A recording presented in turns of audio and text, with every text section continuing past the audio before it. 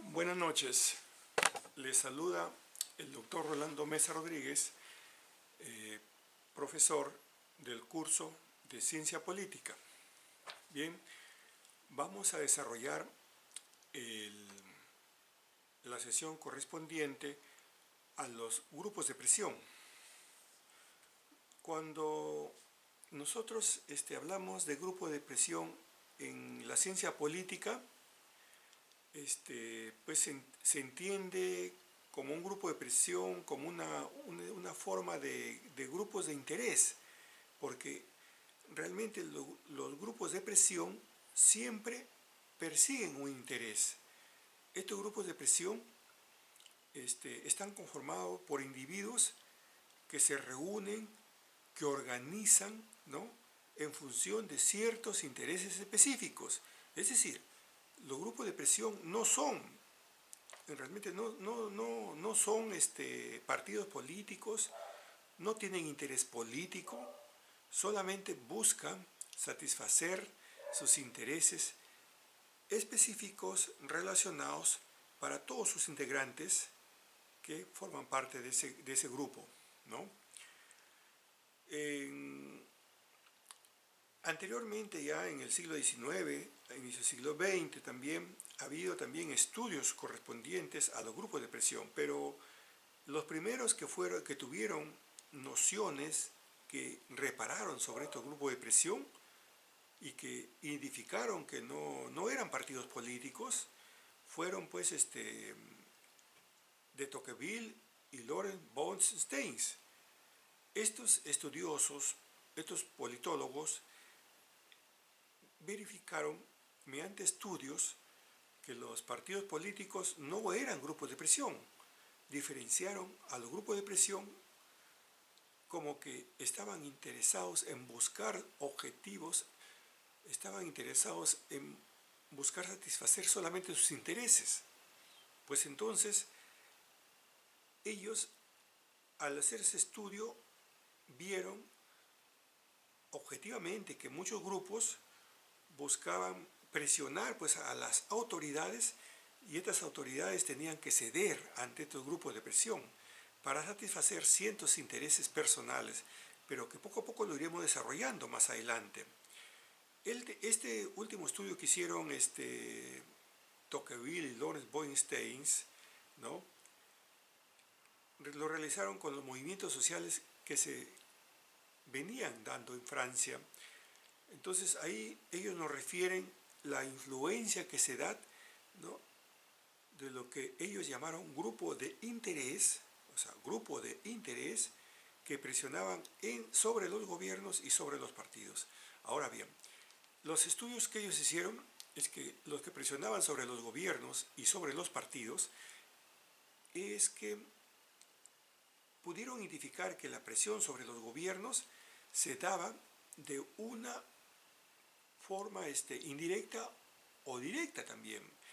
Una forma indirecta es que no aparecían ante público presionando, sino buscaban contactos para presionar bien a los gobernantes en el Poder Ejecutivo o bien también en el Legislativo para legislar, por decir, dispositivos legales que favorezcan a sus intereses, o también para legislar mediante dispositivos legales que no choquen o vulneren o deroguen o mellen los intereses que ya lo habían conseguido anteriormente. Por eso es que Munro en 1928 realiza una publicación. Él pues nos habla de un gobierno invisible, que ese gobierno invisible venía actuando junto a los poderes públicos, ¿no? Y a esto les llamó lobbies. Decía pues que estos grupos invisibles, estos gobiernos invisibles venían actuando en el Congreso y mencionaba su influencia como presión. Claro, la otra modalidad también, a lo que había mencionado de Tocqueville y Lawrence Bones-Steins, en que estos también presionaban en el Congreso para que los encargados de legislar muchas veces puedan acceder a sus peticiones para su grupo para sus intereses grupales que ellos querían conseguir, o también para que anteriormente estos grupos ya habían conseguido muchas facilidades, muchos beneficios, y para que no ni siquiera toquen a esos objetivos, a esas normas que habían conseguido, a esos beneficios que lo habían conseguido. Entonces, para que no toquen, y presionaban de esta manera en el Parlamento. Por eso es que sucede que estos grupos de presión pues, actúan permanentemente presionando en forma directa o indirecta, bien a través de los partidos, bien a través del gobierno. ¿Y cómo lo hacían? A través de los partidos también lo hacían en forma directa o indirecta, pues muchas veces cuando los partidos estaban postulando, ellos veían quién es el que tenía la posibilidad de ganar y llegar al gobierno. A ese se adherían o lo apoyaban. Y cuando estaba en el gobierno tenía después que revertir, tenía que pagar lo que habían apoyado. Y también se sentía presionado por muchos otros aspectos, porque sabía también las debilidades que tenía ese partido político y podían mediar por ese lado. Entonces prefería ese partido político interferir ante los gobernantes para que puedan darle facilidades o le puedan otorgar sus intereses que ellos se habían puesto en la mira para poder conseguir, ¿no? Ahora, Dawes y Harvey nos dan tipos de grupos de presión. Estos dos señores prefieren hablar de grupos de interés, no grupos de presión. Para ellos, por ejemplo, dice que hay un grupo de protección. Ese grupo de protección, ¿no? Viene a ser, como podríamos decir, que se encargan de defender un sector de la sociedad. Ese sector de la sociedad puede ser, por decir, sindicatos. Y un sindicato de trabajadores, por decir, solamente defiende para sus intereses para los sindicalizados. Por eso hablamos de un sector que forma parte de la sociedad. Una asociación patronal también, una asociación de comercial, buscan defender sus intereses económicos. No les interesa a los demás, ¿no? La asociación de industriales también buscan perseguir beneficios económicos para su sector industrial, o también que no choquen con sus intereses que ellos ya lo habían ganado o lo han obtenido hace tiempo. Otro grupo de presión, según estos dos señores, es el grupo de promoción. Y estos grupos de promoción pues vienen a constituir, ¿no?, movimientos como, por decir, campaña para el desarme mundial, asociaciones pacifistas y defensa de los derechos humanos, ¿no? Es decir, abarcan a la humanidad en su conjunto. Pero eso no quiere decir que abarquen para la totalidad, sino para un caso específico, por decir, para la defensa de los derechos humanos. Para eso hay ciertas asociaciones, estos grupos, como ONGs, que están permanentemente presionando, están permanentemente interviniendo, cuando el Estado muchas veces vulnera los derechos fundamentales, los derechos humanos. Están inclusive promocionando, están a través de los medios televisivos, radiales, escritos, interfieren y presionan para que ese Estado que está abusando, según su visión de ellos, sobre los derechos fundamentales, los derechos humanos, entonces participan y presionan indirectamente. Mackenzie, ¿qué nos dice sobre los grupos de presión? Para él hay 3 grupos de presión que inciden pues sobre la maquinaria estatal, es decir, inciden sobre el Estado o sobre el gobierno que está de turno. El primer grupo es el grupo seccional. Ese grupo seccional, según el criterio o la visión de Mackenzie, dice que son asociaciones de interés económico. Esas asociaciones de interés económico justamente tienen a su vez también pues están conformadas por intereses profesionales, como puede decir la sociedad de industriales, uniones y sindicatos también. Los sindicatos ya lo hemos explicado anteriormente, que un sindicato busca conseguir beneficios económicos o otros ciertos beneficios laborales solamente para sus trabajadores. No hay otra forma, no le interesa lo que pueda suceder para otro tipo de población, ¿no? Los sindicatos agrarios también, laborales. Los sindicatos agrarios también buscan beneficios para el sistema agrario de que ellos, lo que ellos conforman, ¿no?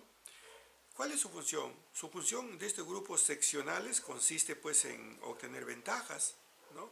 Por intermedio de sus representantes elegidos. Es decir, sus representantes elegidos de estos grupos seccionales son los que intervienen y presionan ante el gobierno o ante los partidos para conseguir este tipo de beneficios. También existen los grupos promocionales. Los grupos promocionales, según McKinsey, necesariamente tienen pues que defender intereses económicos o de vocación profesional, justamente en el sentido más práctico, profesional, lo llamamos. ¿Cómo es? Se dedican a promover ciertas causas, pero particulares, en razón a la profesión que ellos tienen, ¿no? Por decir, un ejemplo podemos indicar que es la reforma carcelaria, la abolición de la pena de muerte, la protección de los animales y de la naturaleza, la defensa de los derechos civiles, etc. Pero vayamos al ejemplo, por decir, hay grupos que defienden la reforma carcelaria, pero ¿cuál es el fundamento de su defensa? El fundamento de su defensa es que, por decir, en la reforma carcelaria hay aún todo recluso, todo interno, sea reinsertado a la sociedad. Hayan trabajos por parte del Estado de reinserción, porque justamente lo que se busca, una de las labores principales del Estado cuando tiene internos, están recluidos, estos tienen que hacerse un trabajo de rehabilitación para que se vuelvan a reinsertar a la sociedad, es el trabajo. Entonces ellos buscan desde ese punto de vista, visionan como profesionales. Otro sería, por ejemplo, la abolición de la pena de muerte. Hay personas que dicen que se fundamentan en los derechos humanos, del derecho a la vida, que toda persona tiene derecho a la vida, por más que cometa algún delito, por un delito grave, ¿no? Se supone que la persona que conforma o el aparato estatal está tan tecnificado, tiene los medios técnicos para combatir, entonces no puede ponerse al nivel del delincuente. Pagar muerte con muerte. Eso no sería, entonces no sería un Estado democrático constitucional de derecho. Por decir, ahora, el tercer grupo, hablamos de un tercer grupo que no son seccionales ni promotores, pero este tercer grupo en que se mantiene, ahí lo que busca es mantener las reglas del juego democrático. ¿Reglas del juego democrático en qué forma?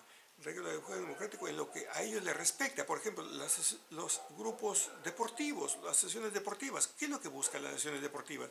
Las asociaciones deportivas buscan, por ejemplo, que haya una buena dirigencia y que maneje todo el sistema deportivo en forma muy eficiente.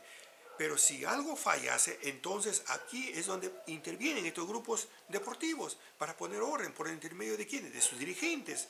También en este grupo se incluyen los clubes sociales, asociaciones deportivas, como estoy mencionando, asociaciones artísticas, de padre familia, etc. O sea, son que trabajan en virtud a sus intereses, ¿no? Cuando hablamos de acciones de los grupos de presión, ¿qué acciones toman los grupos de presión para conseguir beneficios e intereses?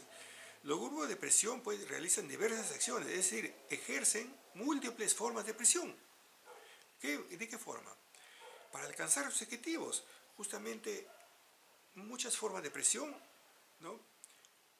En primer lugar, pueden utilizar la persuasión ante un grupo de poder político o también ante un partido político o ante el propio gobierno, ¿no? La corrupción y la intimidación también. La corrupción, otorgando dádivas, ¿no? Para conseguir esos beneficios. O la intimidación también,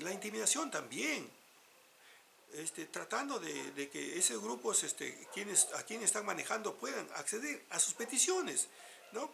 Estos grupos recurren pues para conseguir estos medios a la información, a la propaganda, a través de los medios de comunicación, ¿no? Dirigiéndose a la opinión pública, a autoridades.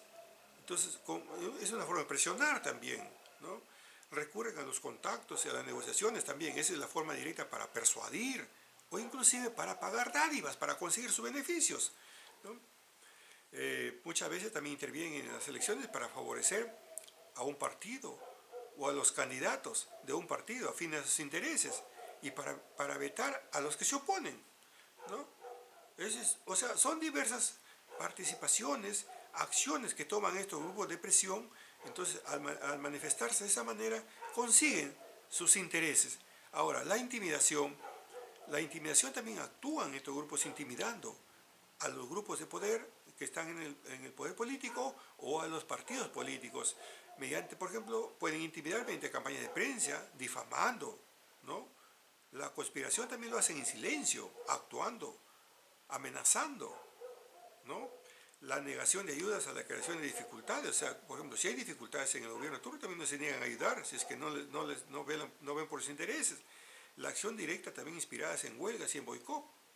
Esas acciones directas, por ejemplo, vamos a realizar una huelga, vamos a realizar boicot para conseguir nuestros intereses, si no nos dan lo que queremos, lo que estamos peticionando, entonces haremos una huelga, ¿no?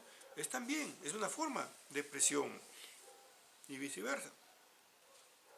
En cuanto a la dinámica que adoptan estos grupos de presión, los grupos de presión en sus relaciones con las autoridades de gobierno desarrollan pues una dinámica propia, ¿no? Como se ha visto, estos grupos muchas veces es la de variar decisiones políticas de la autoridad, o sea, hacen variar estas decisiones que la autoridad política va a tomar, lo hacen variar en relación a sus intereses. Y esos intereses, ya sea de manera total o parcial, lo que quieren conseguir.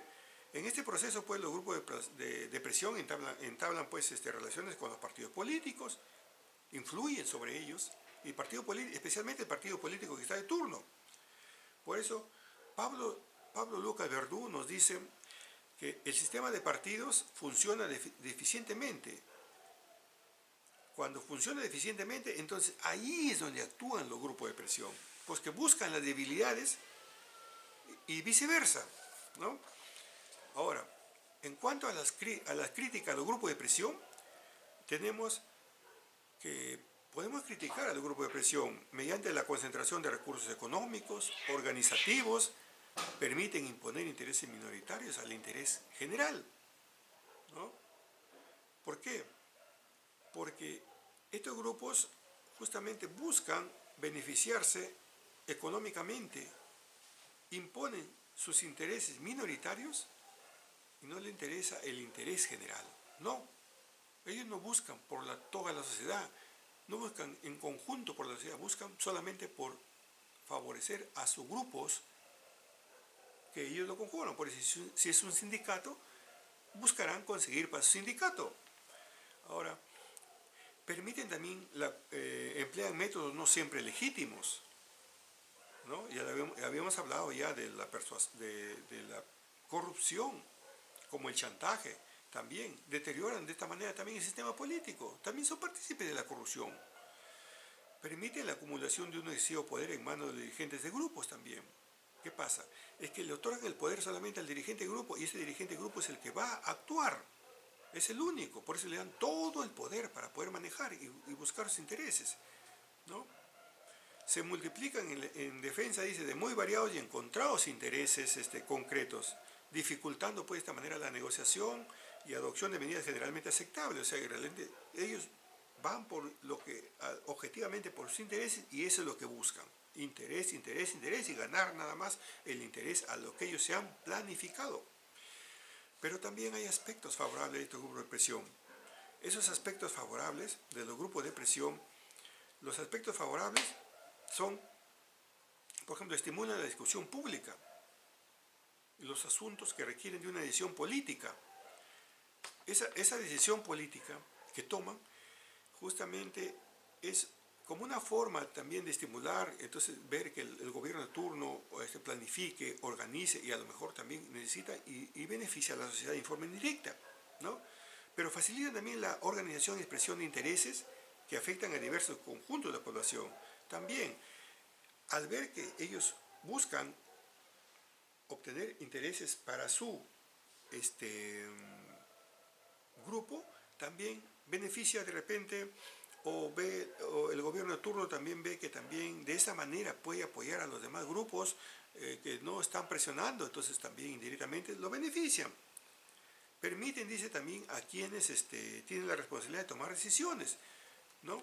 escuchar diversos puntos de vista, tener información ampliada y detallada. O sea, también las autoridades de turno, los gobiernos de turno, cuando planifican, cuando escuchan, entonces como que toman conocimiento, como que idean y también pueden aplicarlo en sus decisiones políticas para otros grupos o para la sociedad en conjunto, ¿no?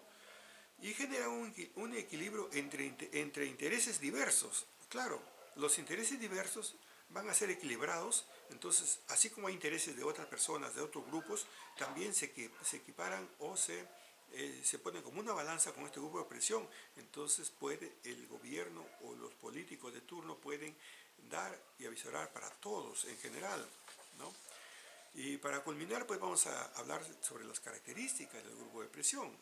Las características del grupo de presión, según Vidar Campos, que hemos mencionado a este autor, las características son, dicen, por ejemplo, el sujeto de grupo es siempre plural. Claro, lo que se busca no es un interés individual, sino un interés grupal. Ejemplo, sindicato de trabajadores, solamente el interés no es para el dirigente que va a solicitar o que se va a negociar, sino es para él la totalidad de los integrantes, es decir, de los sindicalizados. Por eso se dice que es un agrupamiento, es un conglomerado, una asociación, un nucleamiento colectivo, etc. El otro punto diríamos que es la realidad social básica no impide considerar al grupo pues presionante como una verdadera fuerza política que actúa sobre el poder. Claro, no es una fuerza política, porque al inicio habíamos hablado de que a Tocqueville, que nos mencionaba de que no eran grupos políticos, sino eran grupos de interés. Y justamente entonces no se puede considerar el grupo presionante como una verdadera fuerza política, porque solamente busca un interés particular. Tiene un interés común también a sus integrantes, que es precisamente el objetivo perseguido en el ejercicio de la presión. Pretende que ese interés sea atendido y satisfecho políticamente. Claro, el interés que ellos buscan para sus grupos personificado, o sea, para esos grupos de interés, es que las decisiones que tomen sean políticas y sean legales. No, ellos no buscan una decisión extralegal ni por debajo de la mesa, sino que sea inclusive normado, pero sí la forma como actúan es diferente, ¿no? Si su esencia también radica, dice, en la pretensión de condiciones de su favor. Claro, lo que ellos están buscando, están pretensionando es buscar intereses personales, pero personales en conjunto, en grupo. No están en la división del poder que interesan a su propósito. También se desentiende, dice, toda responsabilidad por las decisiones del poder oficial cuyo condicionamiento ejerce. Claro, la responsabilidad no la asume el grupo de interés, lo asume el gobierno, quien está ejerciendo el poder. Y eso, al momento de darles ese favor, a darle ese beneficio, el que asumirá es el propio gobierno, si es que en caso hubiese algún problema. Y para terminar, es cuando por generalidad y universalidad de sus pretensiones abarca, dice, un programa político en conjunto y gravita en forma preponderante sobre la conducción política del Estado. Entonces deviene factor de poder. Claro, es un factor de poder, porque generalmente y universal presiona sobre los gobernantes, presiona sobre los partidos políticos, abarca programas políticos en conjunto, claro, también se introduce, se entromete en los programas políticos. ¿Para qué? Pero para conseguir beneficios, ¿no? Y gravita en forma preponderante sobre la conducción política del Estado. Claro, está permanentemente interviniendo, está permanentemente actuando, y al estar permanentemente interviniendo, permanentemente actuando, entonces hay una especie de poder, porque también participa del poder. Bueno, entonces por ahora hemos terminado esta sesión correspondiente al grupo de presión y más adelante continuaremos con otro tema. Muchas gracias. Buenas noches.